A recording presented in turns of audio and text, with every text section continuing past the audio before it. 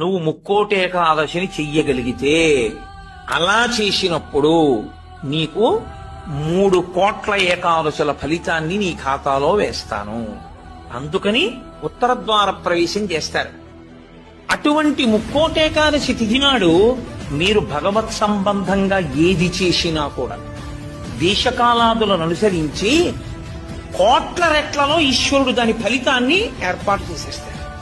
మీరు ఒక తులసి దళం పట్టుకొచ్చి శ్రీ మహావిష్ణువుకి ఇచ్చారనుకోండి, మీరు 3 కోట్ల తులసి దళాలు పట్టుకొస్తే ఏ ఫలితమో ఆ ఫలితం ఇస్తారు.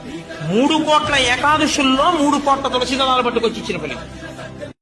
నువ్వు ముక్కోటి ఏకాదశిని చెయ్యగలిగితే అలా చేసినప్పుడు నీకు 3 కోట్ల ఏకాదశుల ఫలితాన్ని నీ ఖాతాలో వేస్తాను.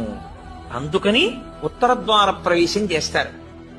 అటువంటి ముక్కోటేకాదశి తిథి నాడు మీరు భగవత్ సంబంధంగా ఏది చేసినా కూడా దేశకాలాదులను అనుసరించి కోట్ల రెట్లలో ఈశ్వరుడు దాని ఫలితాన్ని ఏర్పాటు చేసేస్తాడు.